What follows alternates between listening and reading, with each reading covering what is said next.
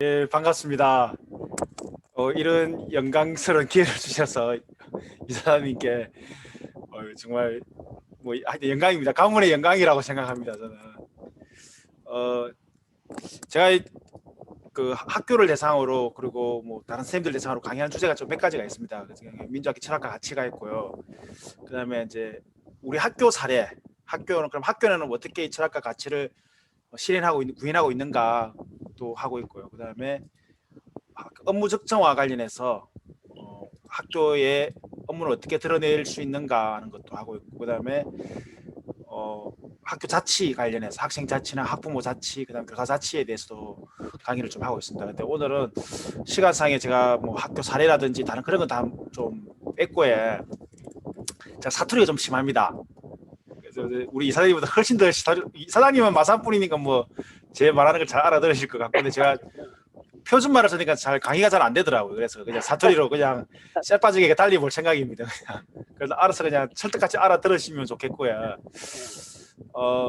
제 개인적인 거니까 뭐 어디 가서 뭐 보편적인 이야기는 아니고요. 그냥 제가 생각하고 있는 것들을 학교란 곳이 어떻게 민주학교처럼 같이 접목돼야 되는지 기회가 되면 다음에 사례 이야기를 한번 좀 더 가을쯤에 이제 우리 학교에서 있었던 사례를 한번 더 이야기할 수 있는 기회가 있으면 좋겠습니다. 제 소개를 잠깐 하도록 할게요. 저는 정말 빼빠지게 가난하게 살았습니다. 얼마나 가난하게 살았냐면 뭐 집이 거의 파산할, 아버님 사기를 당해서 파산할 정도로 그렇게 아버님 저를 그러니까 친척 집에 저를 맡겨놓고 가셨거든요. 그래서 제가 고등학교를 못 다닐 형편만큼 제가 가난했습니다. 이분이 누구시냐면 제 고등학교 은사님입니다. 제가 고등학교 창원고등학교 나왔거든요. 이사장님 아실 겁니다. 이게 오재석 선생님, 예, 전교조 사립위원장 하신 분이거든요. 지부에서. 오재석 선생님이 제 은사님입니다. 이 선생님이 저를 거의 구원해 주셨어요. 그 전교생 1,500명 중에 수업료를 못 내는 3명 중에 1명이었거든요. 그때 고등학교가 얼마나 악질이었냐면 학교 나무를 여기 심었다가 다음날 또 옮겨 심고 막 이렇게 비리가 엄청 심했었어요. 이 고등학교가. 근데 그때는 제가 선생님들이 뭐 전교조라는 것도 잘 몰랐고 뭐 활동할지 모르셨는데 우리 선생님이 저를 학교에서 구두를 닦게 해주셨어요. 선생님들 구두를 닦게 해주시고 또 선생님이 직접 뭐 구두 닦는 거 가르쳐 주시고 구두통도 마련해 주시고, 그다음에 월급날 되면 선생님들 구두값을 거두러 다니고 싶어서 제가 구두 닦은 값을 일주일에 하루에 3번씩 구두를 닦거든요. 점심시간, 청소시간, 저녁시간. 얼마나 힘들었겠어요. 근데 이제 구두 닦으러 교무실에 들어가야 된다는 거는 거의 고통이거든요. 그때 당시에 선생님들을 교무실에서 만난다는 것도 얼마나 무서웠습니까? 특히 우리 선생님은 교련 선생님이세요. 교련 선생님. 교련 선생님이 얼마나 무섭겠습니까? 그러니까 지금으로 치면 뭐 구두 닦으라면 아동 학대겠지만 그때는 뭐 선생님이 까라면 까야 되는 시절이었기 때문에, 그죠? 그래서 저는 우리 선생님이 이렇게 훌륭하신 분인지 잘 몰랐는데 정말 제자들을 위해서 당신의 시간과 그리고 돈과 많은 것을 이렇게 베풀어 주신 분이거든요. 제가 교대를 간 이유는 우리 선생님 때문입니다. 선생님이 고등학교 3학년 때는 담임선생님도 아니셨는데 불러서 항상 성적을 확인하시고 돈도 내시고, 그리고 제가 졸업할 때까지 제 성적과 그다음에 수업료 생활비 다 마련해 주셨거든요. 자, 1학년 때는 거의 반에서 한 63명 중에 58등, 59등 그랬어요. 거의 뭐 청소년이 할 수 있는 뭐 비행 청소년이죠. 저는 그냥 정말 포기하고 살았거든요, 삶을. 근데 이분이 저를 구해 주셔서 졸업할 때 교대는 갈 수 있도록 이렇게 성적도 끌어올려 주시고, 졸업식 때 정말 많이 고등학교 남자 고등학교 졸업식 아시죠? 창문도 뭐 유리창도 몇 개 깨고 뭐 낙서도 하고 뭐 그렇다 욕도 하고, 그제 다시는 이 학교 뭐 쳐다보거나 뭐 학교 앞으로 오줌도 안 눈다 뭐 이렇게 하고 막 아직 가버리거든요. 그래서 저는 졸업식 때 정말 많이 울었습니다. 많이 울고 교무실에 가서 그 캔커피 사들고 교무실에 가갖고 선생님한테 1시간 동안 큰절했어요. 모든 선생님들이 저를 안아주셨고, 우리 선생님이 다음에 저한테 그랬어요. 교사가 되거든, 선생님이 되거든, 선생님에게 갚는 게 아니다, 제자들에게 갚는 거다. 그리고 좋은 선생님이 되라. 그리고 어렵고 가난한 아이를 대해서 그렇게 살아라. 저를 안아주시고 같이 울어주셨어요. 정말 훌륭하신 이 선생님. 그러니까 제가 강의가 항상 우리 선생님 소개해드립니다. 선생님이 얼마나 한 사람의 인생을 어떻게 바꿀 수 있는지 저는 이제 그 인생 역전이었거든요. 인생 역전. 그래서 제가 이 이야기를 교육부에 올린 적이 있습니다. 교육부에 그 수기 공모가 있어서 그때 제가 대상을 받았었어요. 그래서 상금을 받아서 우리 선생님 드리고 했던 기억이 있습니다. 정말 훌륭하신 은사님입니다. 선생님은. 제가 이 두 열사를 기억하는 제가 인생의 터닝 포인트를 이야기하는 거거든요. 예. 그 가난하게서 교대를 갔기 때문에 그 대학교 때 그 학생운동 데모하는 사람들 보면 제가 욕을 했었어요. 욕을. 얼마나 배돼지가 쳐 부르면 할 짓이 없으면 대학교 와갖고 데모를 하는지 그랬어요. 저는 근데 교대는 공짜인 줄 알았는데 공짜가 아니더라고요. 그래서 방학 때마다 막노동을 했습니다. 우리 이사님도 정말 어렵게 사셨지만 저도 막노동하면서 저녁에는 목욕탕에 청소하러 다니고요. 그다음에 뭐 축제 때 대학 축제 때마다 구두를 닦았어요. 할 줄 아는 게 구두 닦는 것밖에 없었기 때문에 4년을 거의 정말 힘들게 어렵게 졸업을 했거든요.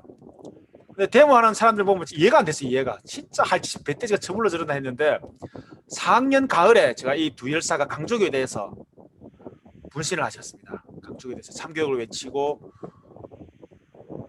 그때 뭐 여러 가지 뭐 이유가 있었습니다. 근데 이제 광주라는 곳은요, 제가 경상도 완전 경상도 순수 경상도 토박이거든요.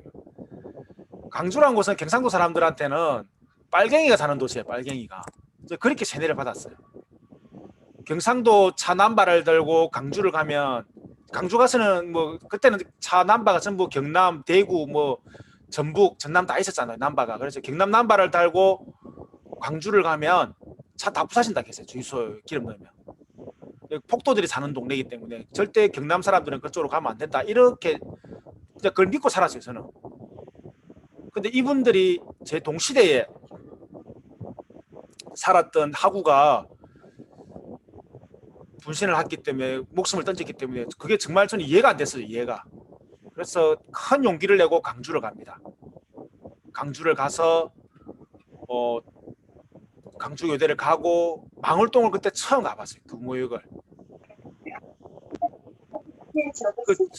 지금은 그렇지만 그 당시에 그 강주역에 그 어디죠? 지금 구모역이잖아요. 그죠? 거기 가보면 그때 그 참상들이 그대로 다 전시가 돼가 있었거든요. 그 젊은 피가 얼마나 끓었겠어요. 그걸 보면서 세상에 이렇게 우리가 쏟고 살았구나. 그리고 정말 전두환이가 진짜 천인공노할 사람이 나쁜 놈이구나 하는 걸 갖다가 우리가 거기서 알게 된 거예요. 그 피가 끓는 거죠. 세상에 이렇게 무지막지한 곳이구나. 진짜로 같은 민족끼리 같은 동포끼리 어떻게 총칼을 겨누어서 이렇게 무자비하게 사람을 죽일 수 있는가. 그걸 대학 4년에 제가 깨달았어요. 돌아와서 학생운동에 최전선했습니다. 4학년 때. 4학년 때까지 데모도 안 하는 사람이 4학년 가을부터 수업 거부하고 투쟁하고 그렇게 막 졸업 때까지 그렇게 투쟁 학생운동에 최전선했었어요. 그리고 그때 졸업할 때 제가 할 수 있는 게 열사들에게 목숨 갚는 게 졸업하면 정교조 가입하는 거다. 정교조 가입해서 참교육을 실현하고 열사들의 못다한 이룬 꿈을 이루는 게 제게 그게 갚는 거라 생각했거든요. 그래서 제가 발령 나자마자 94년에 발령 받아서 이렇게 정교조 가입. 그 당시에 뭐 이사님도 아시겠지만 월급 70만 원, 80만 원 받을 때 저는 그 창녕에서 처음 할 때 조합비를 4만 원 냈어요. 해직교사들 월급도 내야 되고 지혜 사무실 임대료도 해야 되고 임대료도 내야 되고 후원 회원들은 만 원씩 내는데 그죠? 저희들은 저희들로 돈으로서 지혜 살림을 꾸려야 했거든요. 지금이 그때 뭐 이사님 기억하시겠지만 한양대 교사대가 중간에 그 구사대를 피해 가지고 지하철 안에서 막 장소가 바뀝니다. 연세대로 했다가 뭐 야 떴다더라 다시 한양대로 옮겨야 된다 이거 막 그럴 때거든요. 진짜 주차장 앞에 전경 그 장학사들하고 경찰들 그 보안과 형사들하고 다 떠가 있고 정말 힘들게 그때 했던 기억이 납니다. 보람의 공원 여의도죠. 보람의 공원인가 그랬던 것 같아요. 이사님 아시는 분들 있죠 여기 김종도 선생님하고. 예, 아시는 분들이 있을 겁니다. 가운데 키 크고 제일 잘생긴 사람이 있습니다. 믿으시겠지만 제가 왜 보느냐면 제가 조합을 안 했으면 우리 집사람을 못 만났어요. 사람이 애를 5을 낳아줬거든요. 5을. 제가 이경동 열사가 아니었으면 전교조를 못했을 거고, 또 전교조를 안 했으면 우리 집사람을 못 만났을 거고, 이 아까 이사장님 말씀 이 아이를 5 낳아서 섬에서 살 때 이야기들을 봤어? 다큐멘터리. 김다은장이 나와. 예, 그때 제가 제목이 굿바이 비진도입니다. 그 유튜브에 굿바이 비진도 치면 아마 한번 검색해 보시면 그 아직까지 다막 달락달락 잘라서 올라와 있더라고요. 한번 보시면 재밌습니다. 제 마지막 터닝 포인트가요 이분들이었어요. 교장선생님, 교감선생님.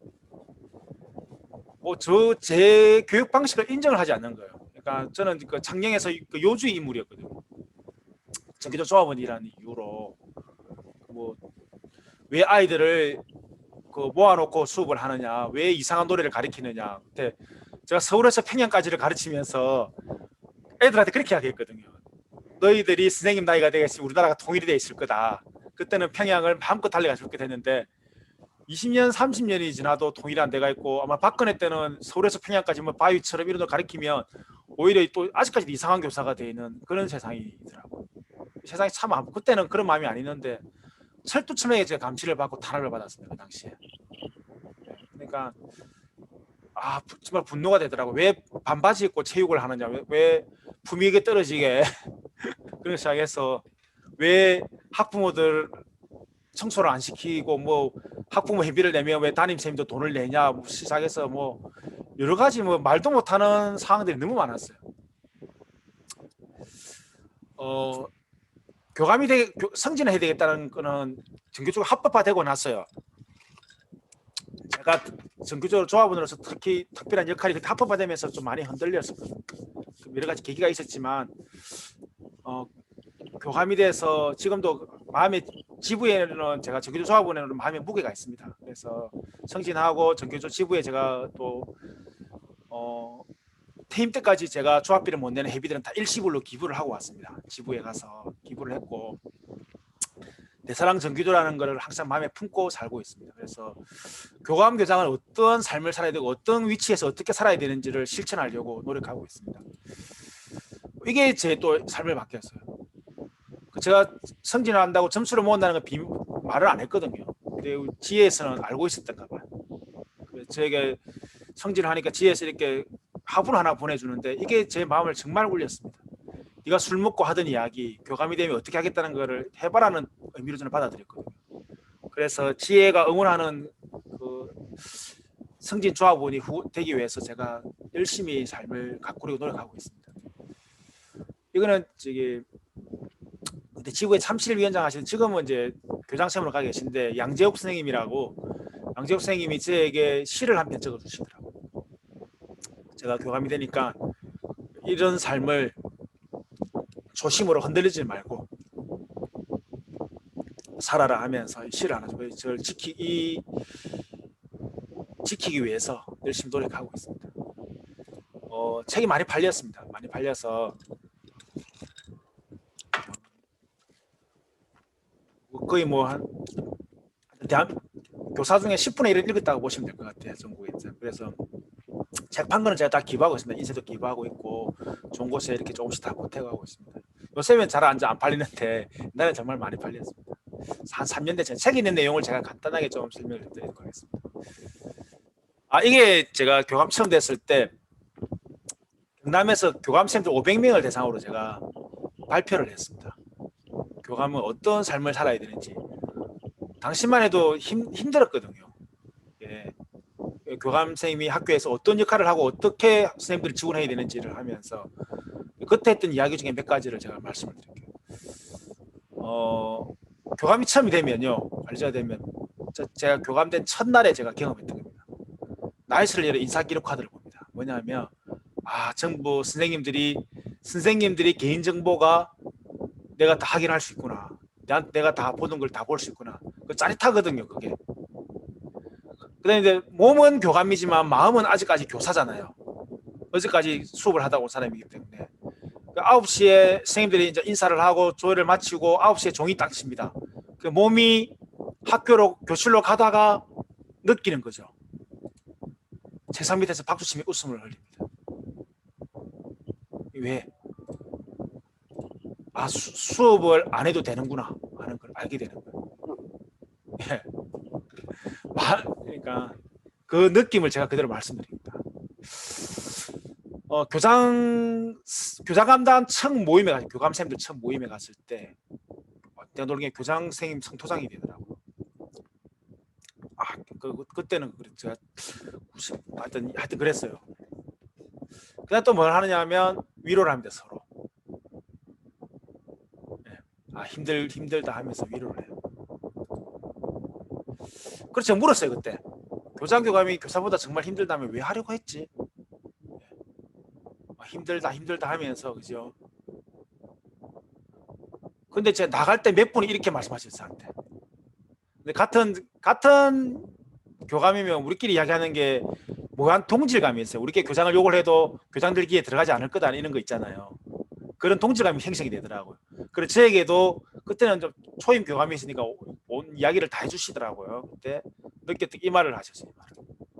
업무도 많다, 방학도 없다, 왜 하려고 하지? 힘들다 하면서 왜 하려고 하세요? 물어보니까 수업 안 해도 되는 이 맛에 한다. 그때 제가 느꼈죠. 이거 알려야 되겠다. 온 세상에 알리고 바꿔야 되겠다. 이 맛이 과연 교사를 그렇게 이 자리에 가게 하는 것이 수업을 안 하기 위해서 이 자리에 가는가? 수업 안 하면 다른 걸 뭘 해야 되는지 이거 세상에 알려야 되겠다는 생각이, 그래서 책을 쓰기 시작했습니다.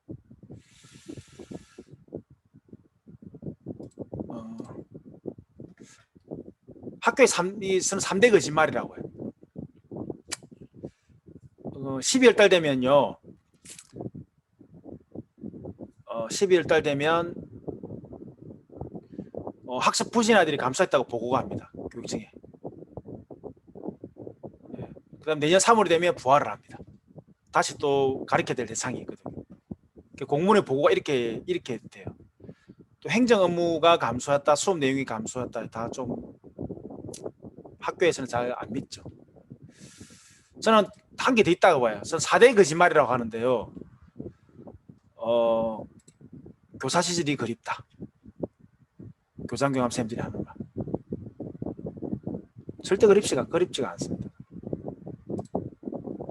2018년에 교사가 조심해야 될 세 가지가 이겁니다. 이 하나라도 걸리면 큰일 납니다. 그죠? 2018년에 그랬어요. 어디 아이들을 밖에 뭐 떠든다고 힘들다고 교실 밖에 내보낸다, 있을 수 없는 일입니다. 2018년. 2021년은 이 세 가지입니다. 세 가지.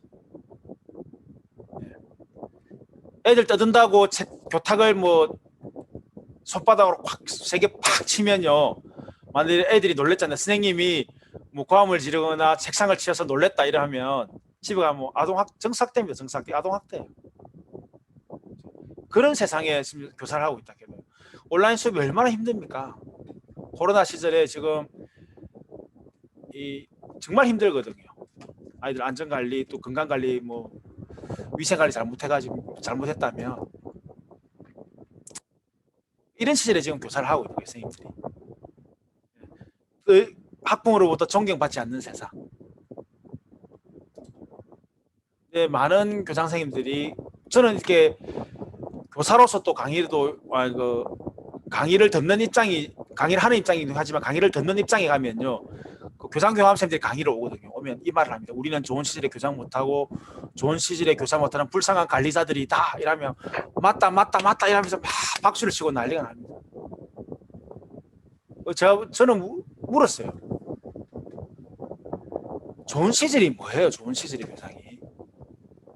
교장 선생님들, 뭐 교감 선생님들 그 명절에, 추석에, 설에 눈이라도 깜짝합니까? 교육청에. 옛날에는 건무평등을 잘 받으려고 명절마다 교육청 찾아가서 선물 내고 뭐 상납하고 그런 게 만연했었어요. 만연. 장학사가 장학지도 오면 따로 뭐 돈봉투 만들어서 이렇게 딱 갖다 수금하러 다니는 거예요. 장학사들 옛날에는. 그런 시절이었거든요. 요즘 교장 교감생들 뭐 눈이라도 깜짝합니까? 제가 그렇게 했어요. 당신들 얼마나 좋은 시절에 교장하고 있냐고, 교감하고 있고. 옛날에 선생님들은 존경이라도 받았죠. 뭐 애가 숙제 안 했다고 손바닥을 때리고 뭐 발바닥을 때리고 집에 가서 아이들이 말을 못 해요. 엄마한테 말해서 더 두드려 맞거든요. 그죠? 집에서 이 닦아라 뭐 아무래도 선생님들 이 닦은 거 검사한다 뭐 손톱 깎은 거 검사한다 이러면 선생님 아이들이 집에서 그대로 깎잖아요. 그래서 엄마가 전화가 옵니다. 감사합니다. 학교에서는 집에서는 아무리 해도 안 되는데 선생님 한 시키시니까 된다고. 옛날에 선생님들 존경이라도 진짜 존경이라도 받았잖아요. 저는 이렇게 좋은 시절이 없습니다. 지금 학교는 교장 선생님들도 힘들고 선생님들도 힘들고 모두가 힘든 시절인데 누구에게는 좋은 시절 뭐 군사 정권 시절처럼 뭐 일사불란하게 교장 말 한마디에 움직이는 그런 뭐 줄 서고 움직이는 그런 게 좋은 시절이에요? 아니에요. 다 힘든 시절인데 누구에게 좋은 시절이 있고 나쁜 시절 말하는 거는 선생님들 가슴에 못을 박는 말입니다. 이거는 제가 한 6년 전인 5년 전인 것 같아요. 정책 연구를 한 거 있거든요. 민주적인 학교 문화에 관해서 정책 연구를 했는데 그때 서술형에 나왔던 답이에요. 왜 우리는 뭐 회식을 가면 교장 선생님이 좋아하는 음식을 먹으러 가야 되는가? 교장 선생님 집 가까운 데 가서 뭐 밥을 먹어야 되나? 이런 내용도 있었고요. 그다음에 뭐 지금은 좀 많이 달라졌죠. 또 뭐 교장 선생님이 배구를 좋아하면 전 직원들이 다 배구해야 되고, 그죠? 하여튼 강요되는 직원 체육도 있잖아요. 이게. 친목 행사도 그렇고 그냥 뭐 교장의 생각에 따라서 학교가 움직이는 그런 시절이에요.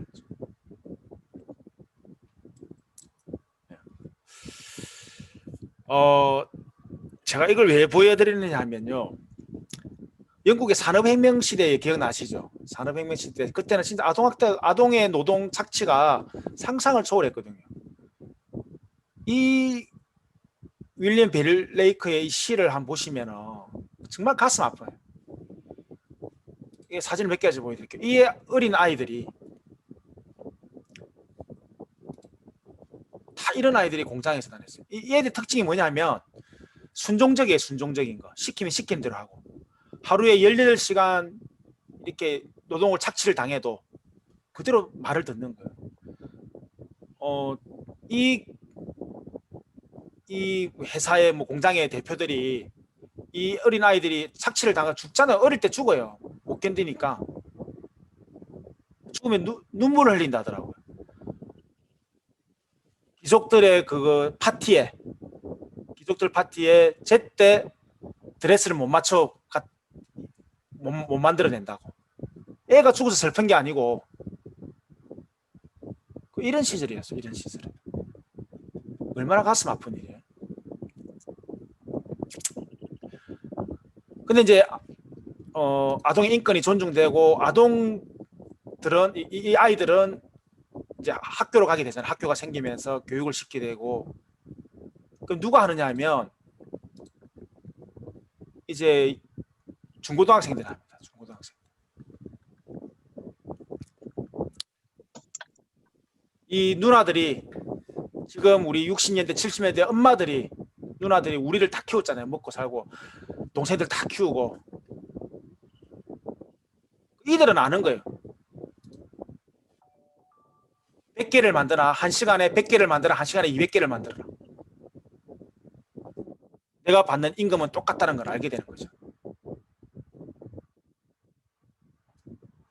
그 미국의 그 뉴딜 때도 뉴딜 정책이 생기고 공항에서 벗어날 때도 이제 아동의 착취에서 이렇게 이제 중고등학생 착취로 넘어가면서 얘들은 어린이들하고 다르게 그렇게 뭐 순종적이진 않죠, 그죠? 다 어느 정도 성인에 가까운 나이가 됐으니까.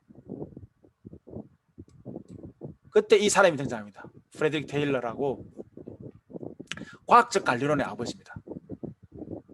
과학적 관리론 아버지인데 그 전국에 있는 회사 대표들을 모아서 이 공장을 어떻게 경영해야 되는지, 회사를 어떻게 경영해야 되는지, 어떻게 과학적으로 관리해야 되는지를 설파를 합니다.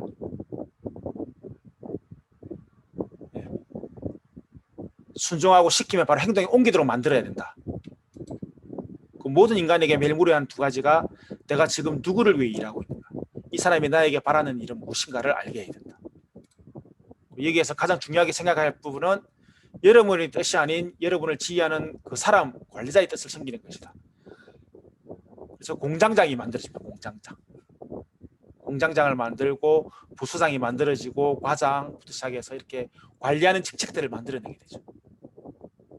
그 통제하게 만듭니다. 감시와 통제 속에서 파노티콘이라고 그 감옥에 있는 이제 감시 체계가 있는데, 죄수들 감시하는 체계가 있는데, 그런 것처럼 인간을 관리하게 만드는 거죠. 사람을. 이게 여기서 끝나면 되는데 학교로 들어옵니다. 학교로.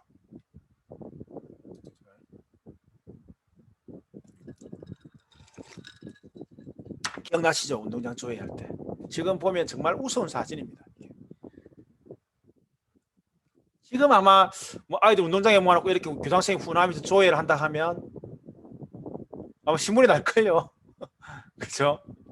요새 이런 데가 있을까요? 한번 보십시오. 이게 이 오랜 애들 푹푹 쓰러지잖아요. 교장선생님 훈훈한 말씀에, 여기 뭐 우리 들어오신 회원님들 아시겠지만 어릴 때 운동장 조회할 때 교장선생님이 했던 말씀 기억나는 거 있습니까? 하나도 기억이 안 나요. 뭔 말인지도 몰라요. 근데 혼자서 이야기하고 이 수천 명의 수백 명의 사람이 교장선생님 말하는 거 듣지도 않는데, 무슨 말인지도 모르는데 20분 동안 30분 동안 그 말을 듣고 서 있어야 된다 생각해 보십시오. 얼마나 비민주적인 거예요. 일주일에 한 번씩 했어요. 일주일에 한 번씩 그것도 이렇게 이 선배 후배들이 선배에게 절하게 만들고. 한번 보십시오. 이게 인권이 없는 거예요. 인권이. 학교에 전문가가 몇 명 있죠. 교육 전문가가 모두가 전문가잖아요. 교육에. 학교에서 모두가 전문가라고 봐야 되는데, 4대를 졸업한 사람, 경력 1년 2년 된 선생님도 뭐 20년 30년 된 선생님도 모두가 다 전문가인데, 우리는 왜 수업에 10년 동안 멀어진 교장만 전문가라고 생각하나요? 교장쯤 되려면 수업에서 10년은 멀어졌다고 봐야 되거든요. 10년이면 강산에 변한다고 하는데 요즘 아이들은 1년마다 강산에 변합니다. 1년마다. 근데 그만큼 감각이 떨어지는 사람이 교실 수업을 어떻게 알며 왜 교실 수업을 간섭을 하고 학교의 교육 과정을 교장 한 사람에 의해서 학교에 움직여야 되는가? 이건 아니라고 보는 거죠. 저는. 교장은 천사, 교감은 악마라는 말이 있어요. 이게 교장은 천사가, 학교 천사가 돼야 학교가 잘 돌아가고, 좀 나쁜 역할들은 교감이 다시 독한 시어머니 역할을 해줘야 된다. 이런 뜻이에요. 이거는 뭐 성에 관련된 건 아니고요. 교장, 저도 강의를 하면서 들은 말이에요. 들은 말.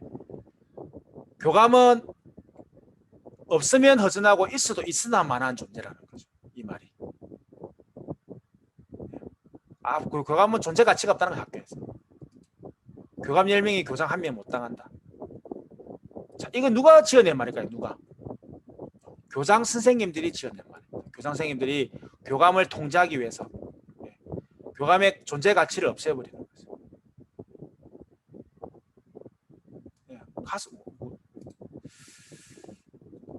자, 이걸 지금도 하고 있어요. 2021년에도.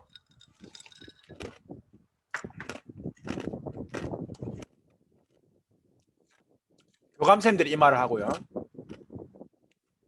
부장 선생님들이, 교무부장이나 연구부장 선생님들이 일반 선생님들에게 이 말을 합니다. 부끄러운 줄 아는 이 말을 하는. 교장 선생님들은 말게 돼요. 요즘은 이런 말을 하면 교장을 나쁜 사람이라고 선전하고 다니는 거예요. 선전하고 다니는 거예요. 우리 교장 선생님은 독재하는 선생님.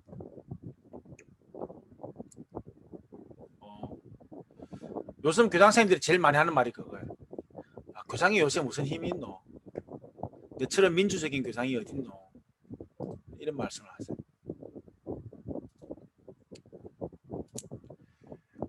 근데 선생님들에게 말을 해도 말을 안 한대요.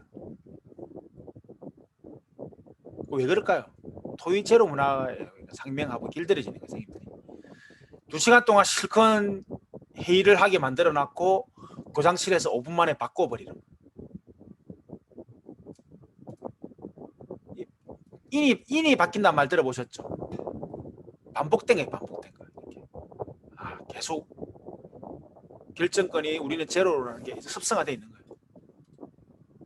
침묵합니다, 지금. 학교에 교무회의 의결 규과를 해야 된다고 전교조에서 그렇게 이야기를 하고 있는데 아직까지 안 되고 있거든요.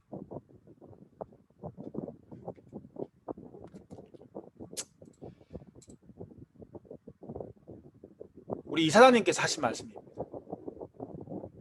학교의 민주주의는 교문 앞에서 멈춘다. 저는 강의 나가면 항상 이 말을 하거든요. 우리 이사장님 이름을 제가 항상 댑니다. 우리 경남 지부장 하셨던 김용택 선생님이 책에서 명언을 남기신 말이다.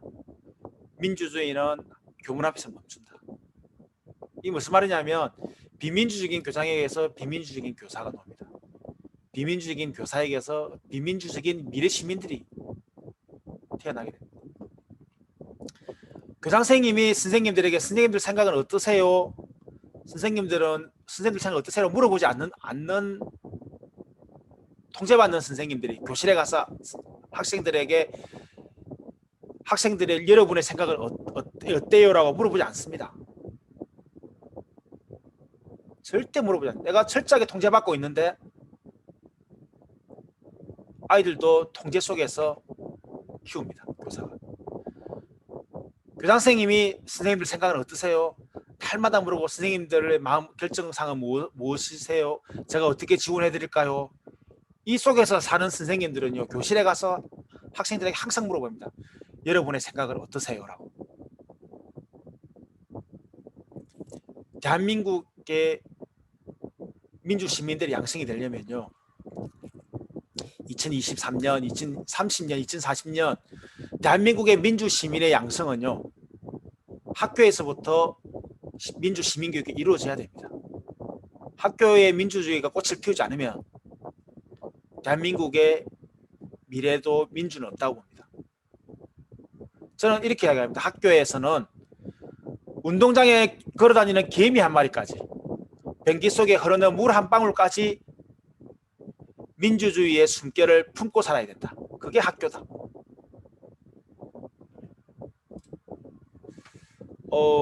이 마이클 애플 교수는요, 여러 국가의, 그러니까 개발도상 국가들의 교육 제도를 시스템을 연구한 학자입니다. 그런데 정말 이 대단한 학자거든요. 우리가 이 학교 민주주의에 관해서는 이 애플 교수를 모르는 사람이 없습니다. 이분 책을 읽으면서 제가 진짜 감동받은 내용이 하나 있어요. 학교들이 민주주의를 확장하고 지지하는 방향으로 역할을 하지 않고 그를 위해 존재하지도 않는다면 그 학교들은 위험한 것이다. 위험한 것이다. 쓸모가 없고, 학교가 민주주의를 가르치지 않으면 위험한 것이다. 했거든요. 왜 그러냐면요, 이러한 학교들은 민주 시민으로 의문에 무관심한 채 자신들이 먹고 사는 문제에만 관심 있는 사람을 길러낸대요. 그러니까 먹고 사는 것만 해결해주면 내가 이 사회에 어떤 도움을 주고 어떤 삶을 살아가는지, 어떤 배려의 삶을 살아야 되는지가 아니고 내가 뭘 해서 먹고 사는지 그것만 생각하게 된다는 거예요. 먹고 사는 것만 해결해주면 최고의 지도자가 되는 거예요. 독재를 해도, 인권을 탄압해도, 고문을 해도, 총칼로 죽여도 상관없어요. 먹고 사는 것만 해결해주면 최고의 지도자가 되는 거예요. 그 사람을 결사옹호한대요. 이 사람들이. 민주주의의 적이 될 사람들, 식비의 선동꾼에 먹이게 될 사람들, 민주적 삶의 방식의 적대적인 지도자를 옹이하는 사람들을 교육하게 된다. 그 독재를 휘두르는 그 사람의 자녀에게까지, 그 사람의 아들과 딸에게까지 충성하고 그 사람을 결사옹호한다. 그러니까 학교가 해악을 끼치니까 존재할 가치가 없다는 거죠.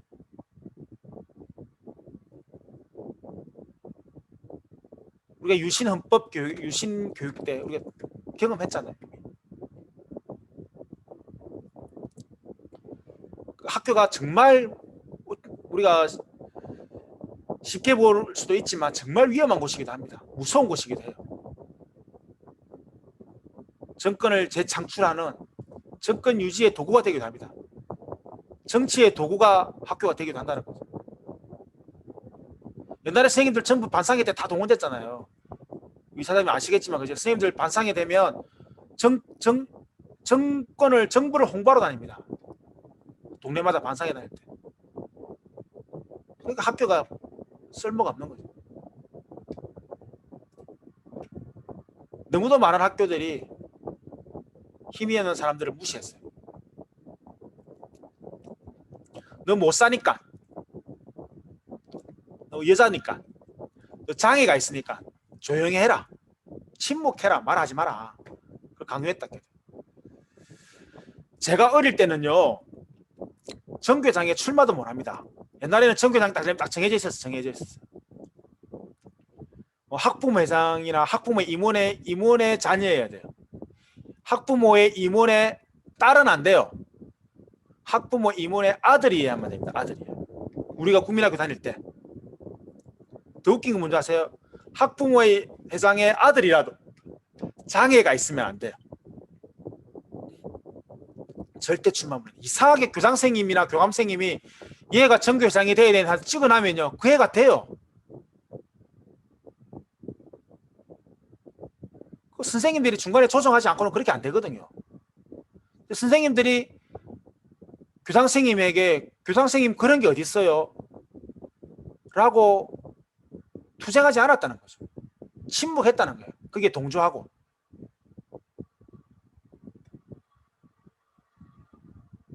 무서운 거잖아요, 이게. 가난한 아이들은, 여학생들은, 장애가 있는 아이들은 이미 제외 대상이에요. 그렇게 침묵을 강요해 왔다는 겁니다, 학교가. 오랜 기간 동안. 우리 김용택 선생님이 부산노조에 전교조를 출범하고 전교제 그 몸바쳐 투쟁했던 그 이 선배 교사들이 없었다면 지금 학교는 없습니다. 있을 때 있으면 안 됩니다. 대한민국의 많은 선생님들, 교육계에 종사하고 있는 분들은 이 선배 교사들의 피와 땀이 서려 있는 우리 단맛을 지금 우리가 혜택을 우리가 누리고 있는 겁니다.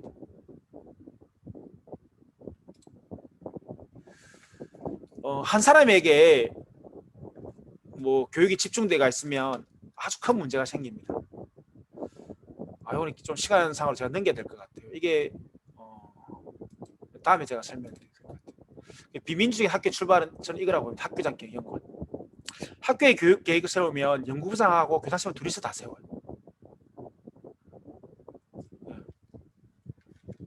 어떤 교장선생님들은 뭐 공모를 교장 공모제가 요새 있는데 그 학교에 근무도 안 하신 분이 그 학교를 4년 동안 다 정하는 거예요. 이 학교는 뭐 수학을 잘하는 학교가 돼야 돼. 이 학교는 뭐 운동을 많이 하는 학교가 돼. 내가 그걸로 이 공부에 당선됐기 때문에 그냥 학교를 4년 동안 그렇게 몰고 가는 거예요.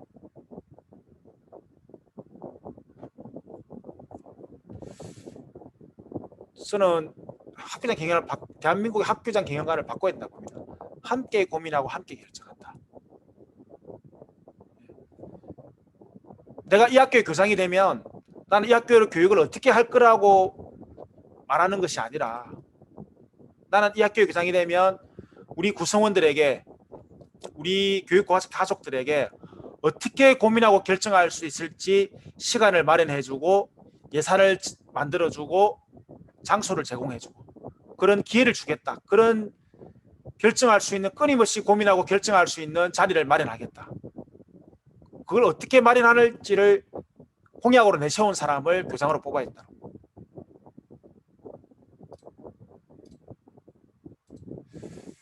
지금까지 대한민국의 학교들은 교육과정이 중앙집중화되어 있습니다. 학교의 교육 자치라고 하지만 학교에서 교육을 결정할 권한이 아직까지는 많이 없습니다. 국가에 통제받고 있습니다. 통제받고. 국가에서는 모든 학교가 교육부의 통제 속에서 국가의 정책을 구현하는 학교가 됐으면 하는 게 위에 교육부의 바람이고 교육 당국자들이 아직까지 바람입니다. 국정교과서로 대표되는 거죠. 국민들의 역사교과서를 통해서 국민들의 의식까지 통일시키려고 만드는 게 무서운 겁니다.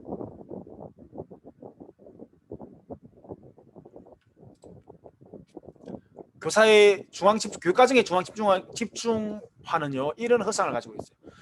선생님들이 그래도 명색이 대한민국의 엘리트 집단인데요. 너희들 생각하지 마라. 선생님들은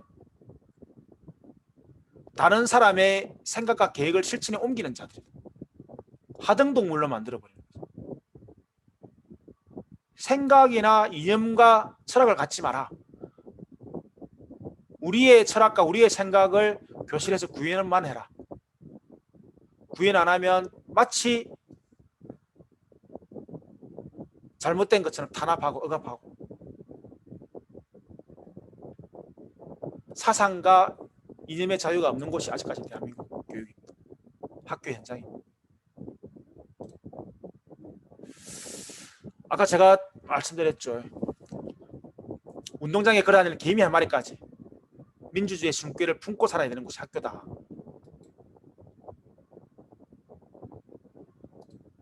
학교는 민주적 생활 방식을 교육과정과 학교의 문화에 녹여냄으로써 이 기회를 학생들의 제공에 도덕적 의무를 가지고 있다. 학교는. 국민들이 교육 수준이 일정하게 높으면요. 국민들의 수준이 60% 70% 정도까지만 올라가도요. 교육 수준이 독재를 할 수 없습니다. 그때 나야국이가 교육부에 갈려 있죠. 그 사람이 국민은 개돼지라 했잖아요. 국민은 개돼지라고 말할 수 있다는 것은 자기가 판단할 때 국민의 수준이 교육 수준이 아직까지는 개돼지라고 해도 통용되는 세상이라고 통용되는다고 판단을 했겠죠. 만일 국민의 교육 수준이 60% 70% 80%까지 의식이 올라가 있다면 저 위에 있는 사람들이 높은 자리에 있는 사람들이 절대로 국민은 개돼지란 말을 함부로 못 냈습니다. 그래서 학교 교육은 엘리트 교육으로 가면 되는 게 아니고 보통 교육으로 가야 됩니다. 보통 의무 교육으로 국민들의 수준을 끌어올리는 민주주의가 살아 숨쉬는 학교는 이겁니다. 교장의 힘과 권력이 교사의 권리를 침해하지 않고 민주적인 학교 운영에 교사가 자발성을 가지고 참여할 수 있는 학교. 교사의 힘과 권력이 학생의 권리를 침해하지 않고 민주적인 학급 운영에 학생들이 자발성을 가지고 참여할 수 있는 학급이 올바로 구현되는 학교가 저는 민주학교라고 봅니다. 저는 민주적인 학교 문화, 학교 민주주의라고 표현하지 않습니다. 민주학교가 되어야 됩니다. 이 드라마 보셨죠? 이사장님 혹시 보셨어요? 예. 이들의 목적은 뭐죠? 서울대 의대를 보는 게 목적입니다. 사교육의 목적이 서울대 의대라는 거예요. 그럼 공교육의 목적도 서울대가 목적인가? 이 서울대를 가지 못하는 1000명의 학생 중에 서울대를 가는 6명을 제외한 994명은 이 현수막을 보고 어떤 마음이 들까요? 994명이 이 6명을 위한 들러리일까? 학교의 행포입니다. 학교에. 공교육의 행포라는 거죠. 부끄러운 줄 알아야 되는데 이 현수막을 내걸 때 부끄러워하면서 내걸었다. 미안해하고 부끄러워하면서. 왜 제가 엘리트 교육을 지향하면 안 된다고 생각하냐면 이겁니다. 교사는 공교육의 최후의 보루입니다.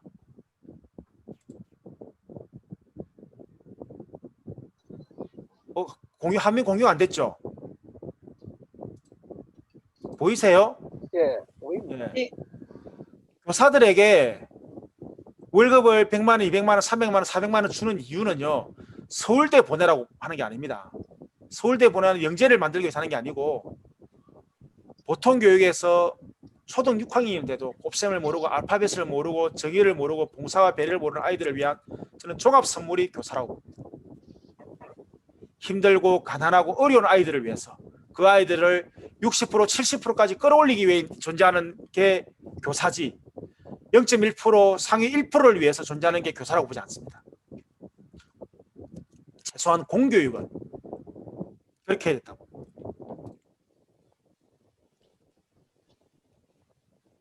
공교육은 의무교육의 기회가 공평하고 공정하고 균등해야 한다.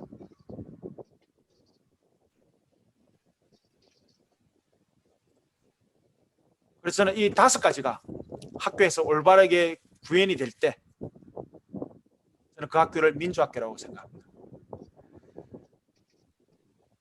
선생님들도 경험하고 있어야 되고 학생과 학부모들도 교육의 3주체인 교사, 학생, 학부모들이 올바르게 이 5가지를 구현을 받고 제공받고 있을 때 학교에서 도움받은 아이, 특수반 아이들이 장애 아이들이 배려받는 그 모습들을 일반 아이들도 일반 학부모도 봐야 되고 PPT 파일이 정지되어 있습니다.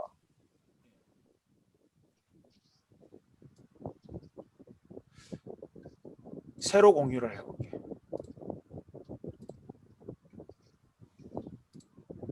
됐습니까? 아니요.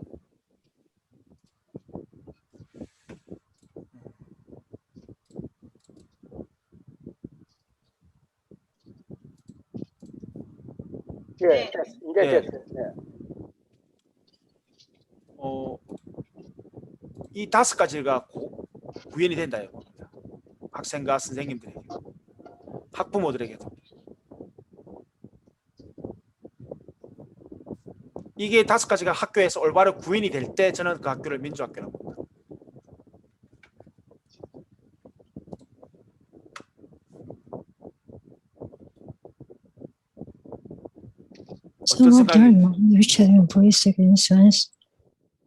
어떤 생각이 드십니까?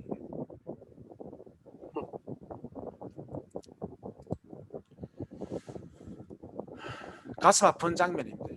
이걸 아이들은 보면서 어떤 걸 느낄까요?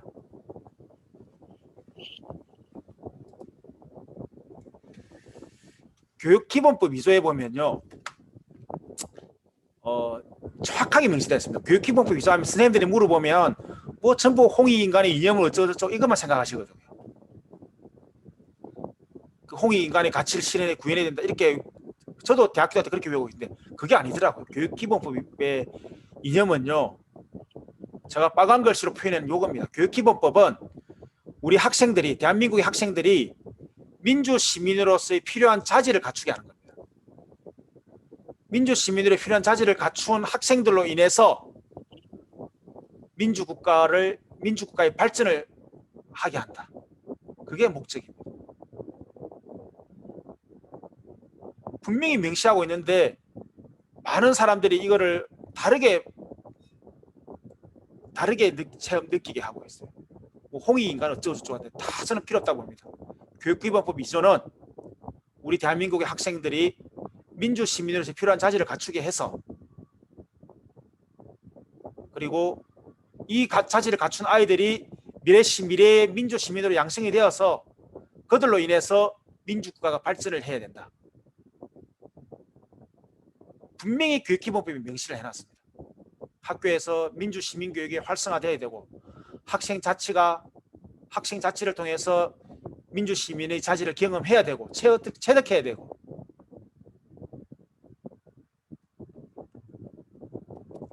저는 학교에 학교물을 묻고 사는 사람들, 교육부, 교육청, 학교의 선생님, 학부모, 뭐 행정직원, 일반 직원 모두가 요 이념을 구현할 수 있도록 노력해야 되고 이 철학을 다 갖추고 있어야 되고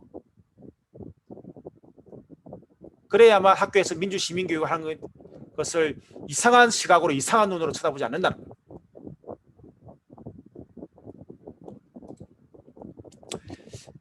제가 저희 학교 사례를 사례는 참 많은데요. 제가 딱 2개만 들고 왔습니다. 이게 우리 아이들이 학생 자치를 요번에 하면서 전교생 1학년부터 6학년까지 2회가 있거든요.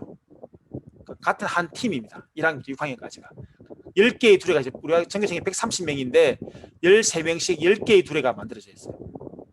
그 자치의 대의원들이 점심시간마다 비구대를 해요. 아이들이 비구를 하면서 규칙을 정하는데 저는 놀랐어요. 규칙을 정할 때 민주 시민교육이 잘 이루어지면요 아이들이 변합니다. 여기 보시면 도움반 친구들 있죠. 도움반 친구들은 3명 남을 때까지 죽지 않는다는 거예요. 도움반 친구들은 3명 남을 때부터 아웃이 된다. 1학년은 기회를 2번 준다는 거예요. 저학년에 대한 배려죠. 이런 배려를 만들어낼 수 있다는 것은 아이들이 학생 자체가 잘 이루어지고 있고 민주 시민교육을 교실에서 잘 구현되고 있다는 겁니다. 학교의 문화가. 자기들이 스스로 이렇게 심판도 아이들이 다 봐요. 선수들 모집하고 대진표 짜고 하는 것도. 학교에 우리가 대학 다닐 때 체육대회를 아이들이 주관하는 거죠. 이게 점심시간입니다. 다 아이들이 구경 와요. 자기 대회가 아니더라도 자기 둘의 경기가 아니더라도 와서 응원하고 구경하고 그래요. 이거는 제가 자랑을 하고 싶어서 서성이 날 때 우리 부모님들이 현수막을 만들어 왔더라고요. 5월 14일 날 만들어서 이렇게 붙이고 갔어요. 아침에. 엄마들은 어떤 마음으로 만들었을까요? 이게 우리 선생님들이 고생한다. 밀주촌은 어떤 곳이냐면요. 전교생 130명 중에 보육원 아이들이 20명이 넘습니다. 보육원 아이들이. 인근에 코로나 때문에 보육원 아이들이 많이 왔거든요. 그 다음에 도움반이 6학급인데 도움반이 2학급이 되어 있습니다. 8학급. 도움반이 보통 40학급에도 한 반밖에 없는데 우리는 2반이 있어요. 왜 그러냐면 도움반 쌤들이 정말 페스탈로찌거든요. 도움반 아이들은 학구가 없습니다. 학구가. 그래서 가고 싶은데 올 수 있는데 밀주를 택했어요. 우리 부모님들이 제가 밀주 왔을 때 처음에 그렇게 이야기했어요. 밀양 사람들이 그란다. 그 질떨어지게 밀주초 왜 보내노? 전교생의 절반이 조선가정이고 다문화 아이들이고 보육원 아이들이고 도움반 아이들이고 취약계층의 아이들. 그걸 학교에 왜 보내노? 이런. 우리 엄마들이 그랬어요. 저한테. 밀양 사람들에게 우리 아이 밀주초 다닌다. 이렇게 말만 하게 해달라는 거예요. 말만 할 수 있게 만들어달라. 단 반년 만에 학교가 바뀝니다. 선생님들이 달라지고요. 엄마들이 감동 먹고 이걸 보낸 거예요. 이 현수막을. 우리 교직원 이름 다 적고. 근데 제가 왜 이걸 보여드리냐면요. 엄마들은 이 현수막을 만들 때 선생님들이 고마움을 표하기 위해 만들었잖아요. 저는 그렇게 생각하지 않습니다. 이 현수막을 우리 아이들이 봅니다. 아이들이 보면서 와, 우리 선생님이 이렇게 훌륭하신 분이구나. 우리 학교에 근무하시는 선생님들이 정말 우리 부모님들이 이렇게 존경하는구나. 아이들이 선생님을 대하는 마음이 다릅니다. 자세가 달라져. 이거는 우리 학교에서 우리 교장선생님부터 시작해서 하루도 빠짐없이 선생님들의 생각은 어떠세요? 선생님들이 하고 싶은 교육은 무엇이에요? 우리가 돕겠습니다. 올바른 민주주의가 학교에서 시민교육이 구현되고 있을 때 부모님들이 감동하고 바뀝니다. 아이들도 바뀌고.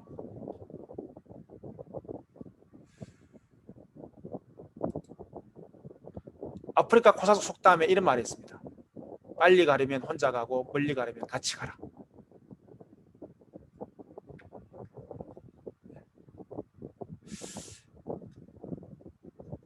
우원국 회원님들에게 제가 드리고 싶은 말씀입니다. 우리가 가고자 하는 길이 먼 길입니다.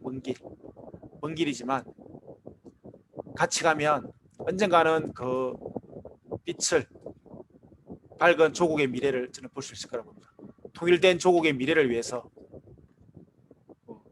손맛 잡고 계속 갔으면 좋겠습니다.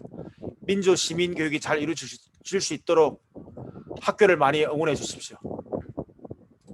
감사합니다.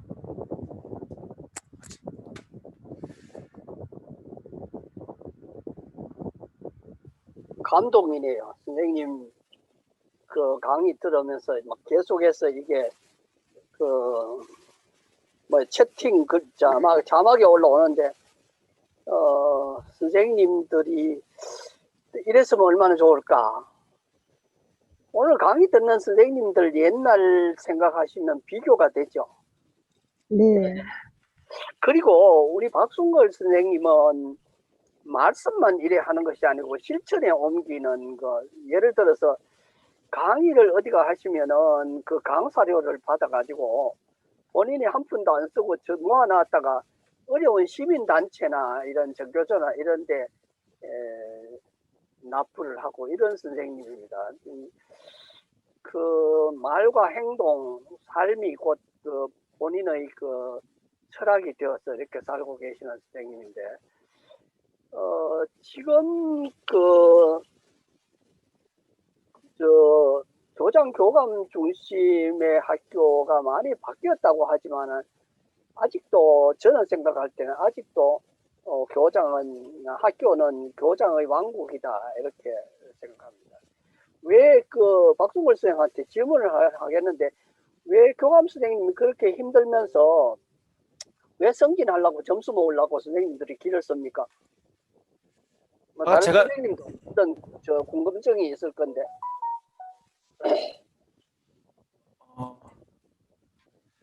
일단은 수업이 정말 힘든 거거든요. 근데 저는 그 학교 선생님 우리 그 많은 분들이 그렇게 이야기해요. 절대 선생님들 앞에서 힘들다고 하지 마라.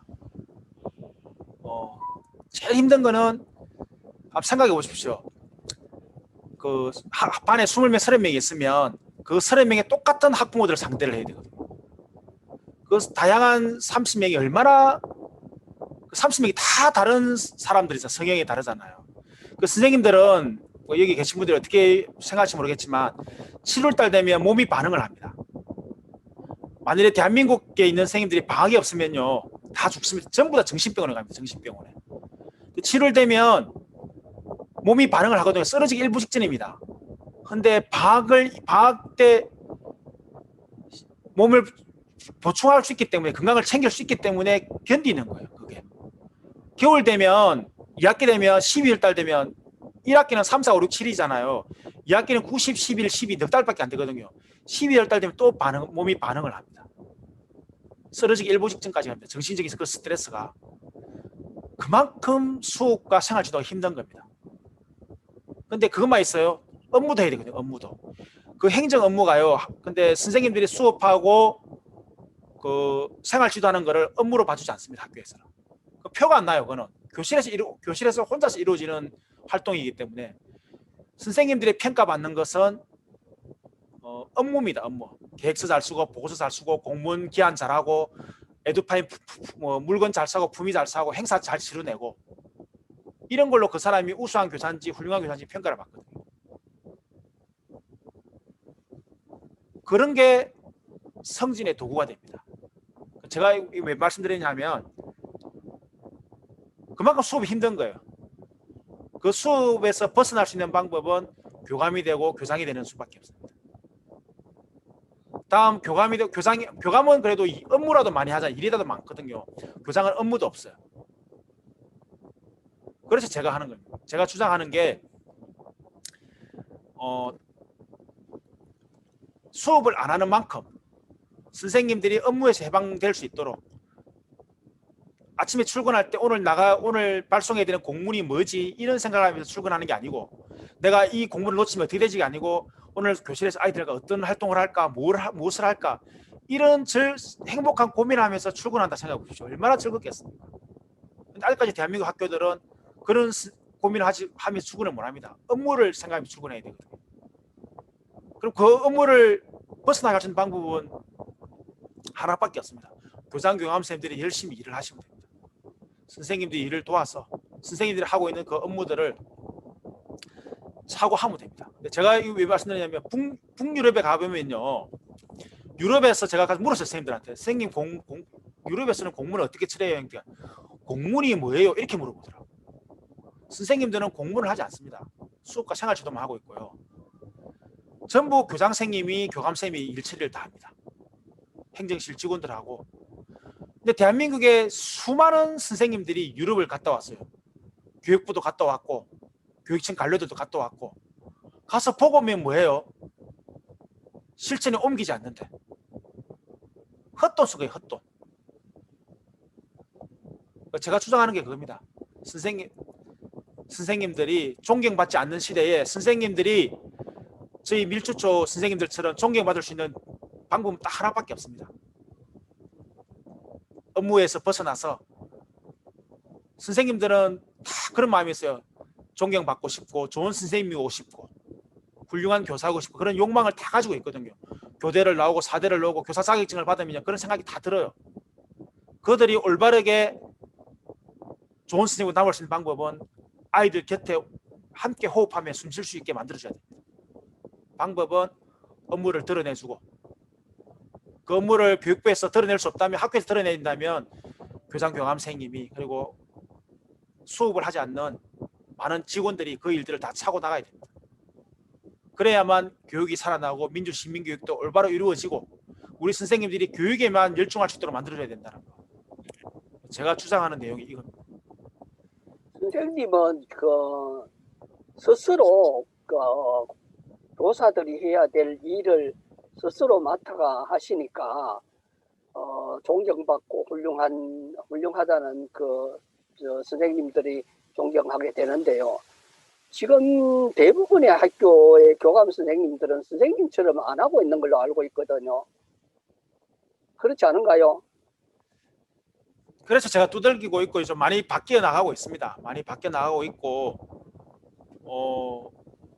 교육감에 따라 다르죠. 저도 처음에는 이렇게 해야 되는 줄 몰랐어요. 제가 이제 알게 된 거는 정기환 선생님 계시지만 거창에 샛별초등학교 갔을 때 그때가 96년인가 5년인가 그때 잘 기억은 안 나는데 주준식 선생님이 2학년 담임선생님을 하고 계시더라고요. 그때 주준식 선생님이 교감선생님이었거든요.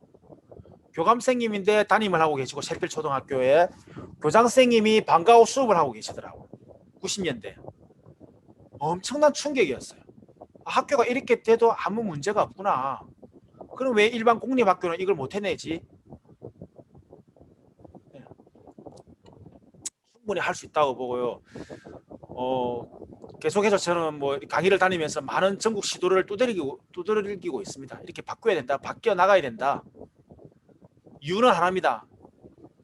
제 자녀를 위해서, 그리고 제 손자를 위해서, 우리의 미래를 위해서 대한민국이 올바른 복지국가로 가기 위해서는 선생님들이 온전하게 아이들 곁에 설 수 있도록 만들어야 되는 거. 저게 정기환 선생님 샛별 같은 경우에는 오래전부터 스피커 켜시고 대답 좀 해보세요. 오래전부터 실천을 해온 거 아니에요? 공립학교나 다른 일반 사립학교에서는 지금도 교감이나 교장이 권위주의적인 성향을 가지고 있지만은 거창 같은 경우에는 샛별 같은 경우에는 좀 옛날부터 설립 당시부터 좀 다른 그런 지도자상 이제 박순걸 선생님 말씀하셨지만은 그쪽 실정을 잠깐만 좀 이야기해 주시면 좋겠는데 거창의 정기환 선생님은 사립학교입니다. 대한학교고요. 예. 저희는 말씀 들리세요? 예. 예. 저희는 그러니까 이제 박순걸 선생님께서 말씀해 주신 모델에 좀 많이 충실한 모습이긴 해요. 제가 오히려 샛별에 있으면서 다른 학교를 보면 좀 충격을 받긴 해요. 그러니까 그러니까 교감 선생님이 모든 행정 업무 다 하시고요. 교장 선생님께서는 이제 생활 지도를 다 맡아서 두 분께서 이제 선생님들에게 수업의 권한을 전부 다 일임을 시키시고 모든 업무를 다 가져가셨거든요. 근데 이제 우리 박순걸 선생님 말씀하신 것처럼 다른 이제 거창을 비롯해서 다른 학교들 보니까 선생님들이 수업이 보면은 열을 그러니까 10을 기준으로 해서 1이 수업 준비고 8이나 9가 업무시더라고요. 보면 그런 분들이 상당히 많으시더라고요. 그래가지고 그런 모습을 볼 때마다 좀 충격을 받죠. 그래서 박승호 선생님께서 말씀하시는 그 지향점이 굉장히 정확하다고 생각을 해요.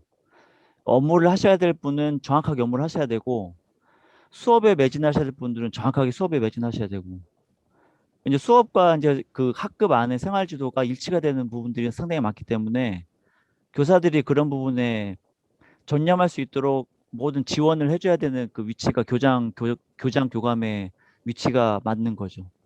그 저도 지금 계속 들으면서 너무 공감을 크게 하고 있고 아 그래도 사립학교이기 때문에 우리가 그래도 제대로 그래도 좀 다행히 잘 가고 있는 부분이구나라고 좀 생각하고 있는데 네, 좀 네, 한편으로는 저는 그 박성원 선생님께 또 여쭤보고 싶은 거는 그런 그 지향점에 대해서 이제 그 경상남도 지금 이제 우리 교육감님 같은 경우는 진보 교육감님이기 때문에 그 관리자들하고의 어떤 소통이나 이런 부분을 선생님께서 어느 정도 좀 그래도 공유가 되는 부분이 좀 있지 않을까라는 생각이 좀 들기도 하는데 어떠신지가 좀 저도 궁금하긴 하더라고요. 경남의 분위기나 네. 이런. 네. 이 전국을 기준으로 봤을 때 뭐 우리가 지향점이 10이라고 봤을 때 경남은 이미 한 6, 7 정도 왔습니다. 6, 7 정도. 그러니까 전국의 시도 교육 중에 한 세 손가락 안에 든다고 봐야 돼요. 그 선생님을 아이들 곁으로 보내기 위해 노력하는데 정기환 선생님 말씀처럼 아직 거창을 봐도 답답한 면이 있고 참 안타까운 면이 있다고 보지만 경남이 제가 볼 때는 한 6, 7 정도 되는데 정기환 선생님이 보실 때 거창이 안타깝다면 다른 대구나 뭐 부산이나 다른 시도는 어떻겠습니까? 아직까지 상상을 초월하는 거예요. 근데 경남은 지금 교육감님이 많이 두들기고 계시거든요. 교장 교감선생님들 연수에 그다음에 20개 시군교육청에 계속 연수를 저도 강의도 나가고 TF팀 만들어서 학교의 시스템을 바꾸려고 하고 문화를 바꾸려고 하고 그다음에 행정 직원들을 한 명씩 더 파견을 채용을 하고 선생님들의 업무를 드러내려고 경남은 진짜 세 손가락에 들 만큼 노력하고 있는 곳입니다. 박종훈 교관님 잘하고 계시는 거예요, 지금. 다른 지역은 정말 어렵다고 봐야 됩니다. 저게 네. 예. 상해 이명필 선생님 다음에 한번 기회 있으면 한 시간을 맡아서 해주시리라고 생각하고 있는데요. 스피커 켜시고 상해는 아이들이 지금 박성원 선생님 강의 들으면서 상해는 좀 어떤 차이 남은 나라 이야기 같은 그런 생각이 안 드시는지 잠깐만 이야기해 주시죠. 상해는 좀 다양한 학교를 다니고 있어요, 학생들이. 예를 든다면은 이제 미국 학교나 영국 학교 같은 오리지널 국제학교 다니는 학생들도 있고요. 그리고 또 중국 학교, 중국식 교육 안에서 완전히 중국 로컬 학교를 다니는 학생들, 그리고 또 중국 학교에 있는데 국제부를 다니는 학생들, 그리고 한국 학교에 다니는 학생들, 이렇게 크게 보게 되면은 네 가지 부분이죠. 그래서 저도 오늘 우리 교감 선생님 강의를 들으면서 이곳 상해에 있는 한국 학교하고 또 국제학교하고 이런 걸 보게 되게 되면은 국제학교 같은 경우는 지금 선생님께서 말씀하시는 어떤 그런 지향점으로 많이 와 있는 것 같아요. 근데 이제 한국 학교 부분은 한국하고 대동소이하지 않을까 하는 그런 생각을 내내 하게 되었습니다. 예. 지금 한국의 교육을 보고 초등에는 그거 별로 못 느끼지만 중학교부터 고등학교까지는 상업학교, 인류학교 진학을 위해서 준비하는 지식교육. 지금 박종걸 쌤 강의하시면서 밑에 자막이 나오는 걸 아마 보신 분들이 있을 겁니다. 그게 뭘 뜻하느냐 하면요. 클로바 노트라는 게 있어요. 지금 프로그램 중에서. 클로바 노트를 깔아놓을 것 같으면은 이 강의하고 있는 말이 자막으로 기록이 되거든요. 아마 우리 우리 이 지금 기록하시는 선생님이 그걸 사용하시는지 모르겠는데 세상이 이렇게 바뀌고 있는데 우리나라 학교는 그 교육이 아니다. 학교 교육은 지금의 우리나라 교육은 학교 폭력이다 이렇게 이야기를 하는 그런 학자들, 양심적인 학자들이 많이 있습니다. 그래서 이 바뀌지 않으면 자멸하는 거예요. 지금 대학이 벌써 그 정체가 나타나잖아요. 대학이 지금 뭐 학생 모집을 못 해가지고 문을 닫는 학교가 부지기수고요. 앞으로 대학을 안 가도 살아남을 수 있다는 분위기만 되면 대학에 갈 필요가 없어요. 학교 교육이 순기능보다는 역기능이 더 큰 거는 지금 초등학교 같은 경우에도 나타나고 있어요. 그래서 박순걸 선생님 같은 저런 철학을 가지시고 실천하시는 학교가 조금씩 늘어나요. 예를 들어서 대안학교 같은 이런 학교들, 공립도 대안학교가 생기지만 사립 대안학교 이런 데서는 민주적인 그 교육을 하려고 지식 주입이 아니고 인간 교육, 삶을 가르치는 교육을 하려고 그렇게 노력하는 모습들을 볼 수 있어요. 오늘 강의 듣고 선생님들께서 좀 질문 좀 해주시면 좋겠는데 시간이 얼마 안 남았는데 말씀하시죠. 예, 정명숙 쌤. 예. 네네. 예, 강의 너무 잘 들었습니다. 너무 감동적이었고요. 제가 이제 생각을 할 때 저희들이 70년대 학교 다닐 때의 학창 시절과 지금 어떤 학교 이 상황이 전혀 뭐 민주적이나 인권적인 부분에서 참 달라진 게 없다. 시대는 너무 많이 흘렀는데 이런 생각이 들면서 이게 정말 학교 교육이 정말 앞으로 발전적인 어떤 그런 체제로 가기 위해서 이 존재 자체도 저는 참 위험하다는 생각이 들면서 아까 어떤 생각이 이제 어떤 게 궁금했냐면요. 아까 그 선생님 말씀하실 때 수업을 준비하시는 선생님들이 거의 뭐 한 2, 3 정도면 업무에게 그 편중돼서 일하시는 부분이 7, 8 정도까지 이렇게 됐다면 저는 이게 교육 현장에서는 너무나도 큰 문제라고 생각을 하거든요. 그 교육 현장이 정말 학생들이 교육을 위해서 존재하는 공간인데 이게 무슨 사무실이나 직장도 아니고 그런 어떤 업무에 밀려서 수업이 제대로 준비가 안 된다는 거는 이거는 저는 큰 정말 위기라고 생각이 들어요. 근데 그런 생각이 들면서 가장 궁금한 게 뭐냐면 그럼 선생님이 그 말씀하시는 도대체 저는 이제 학교 교육 현장이 없다 보니까 도대체 그 교육의 어떤 그 현장을 위기를 의식을 느끼게 하는 그 업무라는 게 과연 무언가 그리고 그 업무라는 게 과연 그 교육 현장에서 그렇게 꼭 해야만 되는 필요한 어떤 부분인가 이런 것까지 저는 정말 궁금하거든요. 도대체 그 교육 과감하게 이런 부분을 좀 탈피하고 갈 수는 없나 이런 게 너무 궁금해서 정말 그 선생님이 그 업무라고 말씀하시는 게 구체적으로 도대체 뭐를 얘기하는 건지 저는 도대체 이해가 안 가서 그래서 궁금합니다. 제가 설명을 드릴게요. 이제 닭이 먼저인지 계란이 먼저인지 이렇게 이 말씀을 드리는 이유가 뭐냐면 해결 방법은요. 업무를 안 내려주면 돼요. 교육부나 교육청에서 그죠? 안 내려주면 학교가 안 하면 되는데 지금 박명수 선생님 말씀하신 것처럼 우리가 학교에서 학생 교육을 잘 시켜서 민주 시민 교육을 잘 시켜서 아까 이사장님 말씀처럼 학생들이 결정을 해보고 또 학교에서 학생 자치를 잘해서 자기들의 생각들이 학교 교육에 반영이 되고 교육 과정에 반영이 돼서 운영이 되는 경험들을 해보면 그 쉽게 생각하면 우리가 대학교 때 학생회를 움직인 것처럼 아이들이 그런 경험들을 초등학교 때 쭉 해와서 졸업을 했다 생각해 보십시오. 성인이 되고 시민으로 양성됐다 해보십시오. 당연히 대한민국이 바뀌죠. 교육이 절대로 독재를 할 수 없는 세상이 되겠죠. 권력에 저항하는 아이들이 생길 거고 그 권력 힘으로 억압하고 탄압에 대해서 촛불을 두고 저항할 수 있을 거 아닙니까, 그죠? 그런 아이들이 교육이 길러질 건데 그러려면 교육이 먼저 돼야 되거든요. 근데 교육이 하려고 하니까 업무 때문에 교육을 못 하는 거예요. 그런 마음을 가지고 있어도. 그럼 왜 이렇게 업무들이 양상이 되느냐? 일단은 돈이에요, 돈.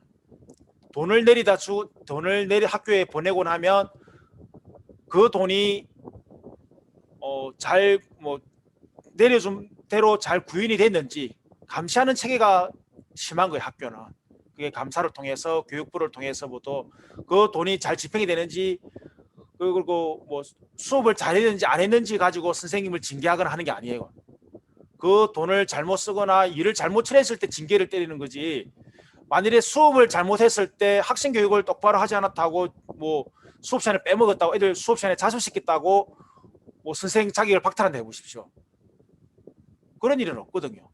그런 문제가 있는 거고, 그 다음에 또 문제가 뭐냐 하면 이 대한민국 국회에서 내려보내는 자료들이 요구 자료들이 그러니까 이게 제가 볼 때는 권력 욕인 것 같아요. 성진 욕구고 자기의 뭐 메슬로 욕구 이론처럼 자기 욕구들이 너무 강한 거예요.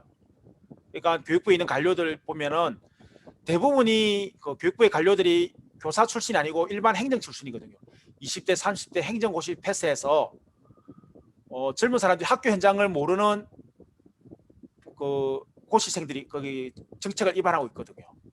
그럼 이들의 목적은 뭘까요? 이들은 사무관에서 뭐 이사관이 되고 서기관이 되고 부이사관이 되고 이렇게 4급이 5급, 6, 2급, 1급까지 올라가는 게 목적이잖아요. 이 사람들은 자기 정책에 빵꾸고 나가면 안 돼요.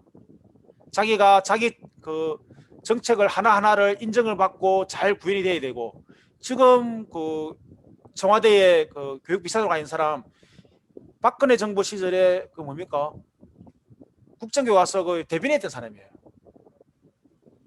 예, 어디에도 살아남다는 거죠. 이 사람들은 관료들은. 그럼 여기서 끝납니까?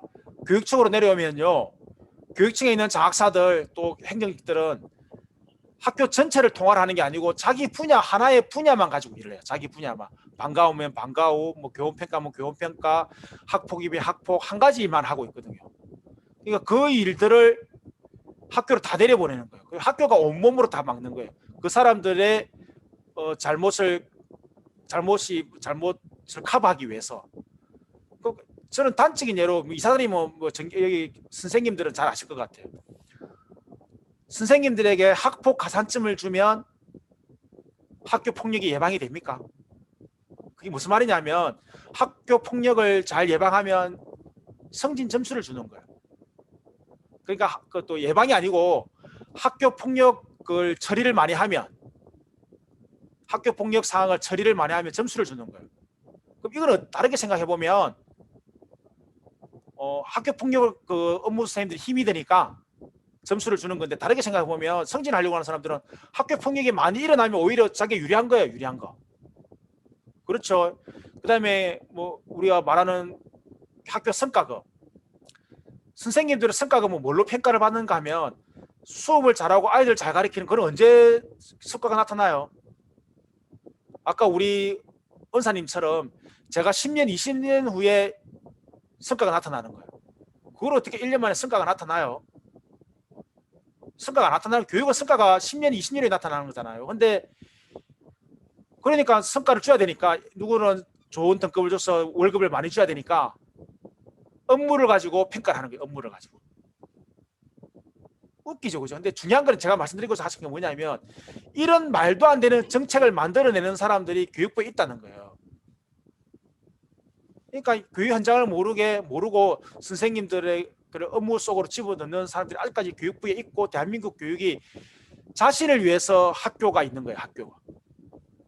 이걸 빨리 깨부숴야 돼요. 깨부수는 방법은 하나밖에 없습니다. 학교에서 하루빨리 올바른 민주 시민 교육을 해서 올바른 사람들이, 우리 미래 시민들이, 올바른 아이들이, 국민들이 계속해서 학교에 배출시켜 나가야 됩니다.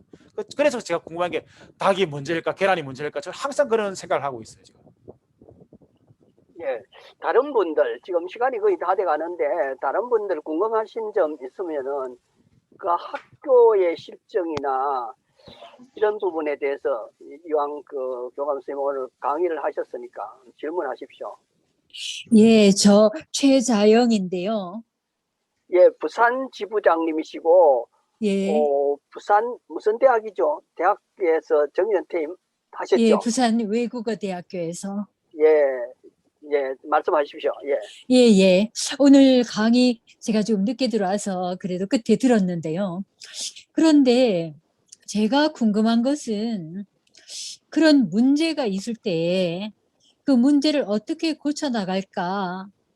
그러니까 이제 그런 문제점을 말씀하시는 거는 잘 들었고요. 그 고칠 수 있는 방안, 그 구체적인 방안에 대해서 어떻게 생각해 보신 적이 있는지.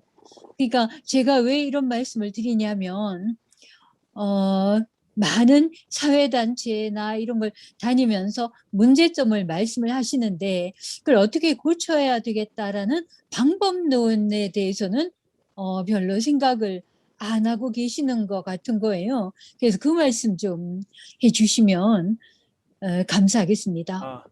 저는 그 답을 저번 강노인 교육감님 강의 때 찾았습니다. 답을 찾았는데 그때 다 공감하셨죠. 교육의 정책을 입안하는 사람들이 교육의 경험이 없어요. 학교 현장을 잘 모르고요. 그러니까 우리가 중요한 거는 교사 출신 교육부 장관이 안 나오고 있잖아요. 만약에 우리 김용택 선생님이 교육부 장관을 하셨다, 국회의원을 하시고 계신다, 더 빨리 변할 거라고 봅니다. 그러니까 지금 시도의회에 그 교육위원들, 도의회, 시의회, 도의회, 국회의원까지 그게 교사 출신이 몇 명이 있죠. 그 교육자 출신이 몇 명이 있고, 전혀 교육을 경험하지 않은 사람들이 교육위원, 뭐 통일위원, 뭐 국방위원 이런 정할 때 국방위원들은 보니까 보통 군인들이 가더라고요, 그죠? 장군들이 가거나 군인들이 가는데, 교육위원은 교육을 경험하지 않은 사람들이 지금 교육위원회로 가서, 경남에만 해도요, 교육위원 중에 왜 교육위원, 그 도의원 중에 교육위원을 하느냐면 이게 제일 막강해요, 권한이. 예산이 제일 많고 학교가. 그러니까 서로 교육위원을 하려고 하는 거예요. 근데 그분들은 교육을 잘 몰라요. 이런 분들이 정책을 만들고 있고 입안을 하고 있고 있으니까, 그리고 교육부의 뭐 관료들도 그렇고 아까 제가 말씀드린 것처럼 일반 행정직이 더 많고 교원 출신보다 학교 현장을 잘 아는 분들보다, 그죠? 그러니까 뭐 저는 하루 빨리 의회, 시의회, 도의회, 뭐 국회까지 의식이 있는 분들이, 그리고 교육에 관련 있는 분들이, 의지가 투철한 분들이, 그리고 뭐 청와대로 가든 교육 비서관으로 가든 뭐 이렇게 좀 가셨으면 하는 생각입니다. 예, 각- 그래서 제가 거기에 붙여가지고 한 말씀 드리고 싶은 것은요. 누가 장관이 되건 뭐 위원이 되건 뭐가 되든, 그러니까 그 사람이 교사 출신이 되도록 기다리고 있는 것이 너무나 무책임한 것 같고, 그러니까 이런 상황에서 누가 그 자리에 들어와 있든지 간에 현장에 있으신 분들이 조직적으로 움직여서 자꾸만 의견을 개진하고, 말하자면 우리 데모라고 얘기하는데 이런 식으로 쑤셔야 될 것이 아닌가. 누가 그 자리에 있든지. 그래서 시끄럽게 하면은 두드리면 열린다고, 가만히 있는 놈한테 젖주는 거 아니고. 그래서 우리가 너무 위에 사람만 믿고 아래 사람들이 그저 이렇게 행동을 하지 않는 게 아닌가, 이제 이런 마음이 들어서 제가 어떤 방안에 대해서 라고 제가 여쭤본 것이고요. 예. 아니 그 두드리기는요, 전교조 때부터 수도 없이 두드렸습니다. 지금도 두드리고 있고요. 밑에서는 정말 제가 이제 경력이 한 30년 다 돼갑니다만, 진짜 전교조 시설 보면 지부장님 잘 알고 이사님 잘 아시잖아요. 지금도 또 전국 교직원 노동조합에서 교원 업무 정상화를 가지고 두들기고 있거든요. 그래서 정말 수십 번 두들겠다고 봅니다, 저는. 그게 두드려도 안 되죠. 최자영 그러니까 교수님 그 질문에 대한 대답은 따로 한 시간을 내야 될 것 같은데요. 아니 그 제도가 안 바뀌면 안 돼요. 근데 이사장님, 그렇죠. 네. 그러니까 그 제도가, 제가 드리는 말씀이 그 교육만 안 바뀌는 게 아니라요. 예, 검찰이고 뭐고 다 안 바뀌거든요. 맞아요. 그래서 이거를 교육만 안 바뀌는 게 아니다. 예. 이게 전부 다 안 바뀌기 때문에 우리가 결정권을 가질 수 있도록 이 제도를 바꿀 필요가 있겠다. 그래서 교육을 따로 교육자만 모이는 게 아니라 우리가 모두 연대를 해서 그러니까 우리가 결정권을 갖도록 헌법을 고쳐야 되겠다. 그러면 개헌 발안권부터 먼저 얻어야 되는 거예요. 그래서 교육을 교육만으로서 개혁하려고 하면은 대책이 서지 않기 때문에 이사장님을 중심으로 해서 헌법 배우는 이유가 바로 거기에 있잖아요. 헌법을 고쳐야 될 게 많으니까 개헌 발안권부터 우리가 얻어야 되겠다. 이런 얘기죠. 오늘 강의 정말 잘 들었고요. 아무리 용을 써도 도끼, 그 무기가 손에 없으면 안 되는 거예요. 100번 얘기해도 소용이 없는 것이죠. 본질적인 문제거든. 제가 지난 시간에도 철학 시간에 이야기를 했는데 예. 그 현상을 고쳐가지고는 안 되고 근본적인 문제, 본질적인 문제를 고쳐야 조금씩 풀려나가는 것이 아닌가 생각이 되고요. 예, 예, 예. 그 최자영 교수님도 한번 언제 시간 나면 우리 예, 예. 선생님 살아오신 거나 좀 특별한 그 의학 전공을 하셨죠. 의학. 예, 제가 기초의학 박사를 학위 받았습니다. 그런데 좀 특별하게 의사는 아니시고 의학을 전공하신 학자. 예, 그거 기초의학이라 보건학부라고 해요. 예. 그래서 그런 좀 재밌게 살아오신 지금도 그 하고 계시는 일이 시민단체 대표 맡아 계시죠. 예, 예. 네, 이렇게 특별하게 우리 우원국에는 특별하게 이런 분들이 많이 있어서 오늘 박순걸 선생님을 비롯해서 최장인 교수님 강의도 언제 한번 들어보았으면 좋겠는데 한번 예. 기대를 하겠고요. 예. 그 시간이 9시 딱 마치자고 해서 예. 이사장님, 아, 우리 상임 대표님, 상임 이사님 들어오셨네. 아이고. 제가 예, 그래서 안 그래도 그 이야기를 지금 하려고 하거든요. 시간을 이비파 선생님도 7시 반에 당긴 것이 조금 문제가 있다.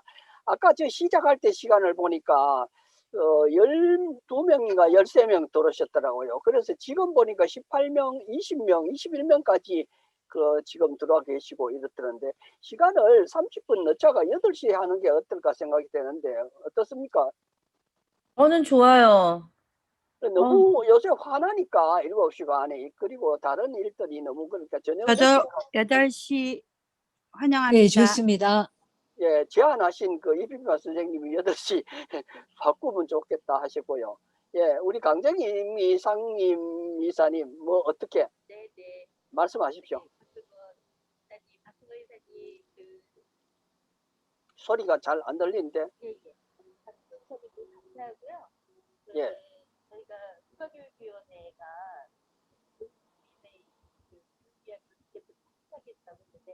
소리가 안 들려. 소리가 약해서 안 들려. 네, 제가 지금 상태가 안 좋은 것 같습니다. 이쪽입니다. 제가 박수건 이사님하고 따로 전화를 좀 말씀드리고요. 그냥 아무튼 그 소리가 안 들리셔서 그냥 다른 채팅창에다가 이야기 나누겠습니다. 국가교육위원회에 좀 연결이 되는데 박수걸 그런 이야기들이 국가교육위원회하고 잘 소통과 연결이 되면 되지 않을까 싶습니다. 안 들려서 지금 무슨 말씀하시는지 잘 모르겠는데 문자로 좀 남겨주시고요. 그 지금 대부분의 지금 그 문자 남기시는 분들이 채팅하시는 분들이 8시부터 시작하는 게 좋다고 그렇게 말씀하시는데 혹시 8시에 대해서 불편하시는 분 계십니까? 그러면 그 다음 주부터 8시에 시작하는 걸로 하고요. 그 다음 주에 강의는 제가 헌법 20조에 있는 종교의 자유에 대해서 종교는 구원인가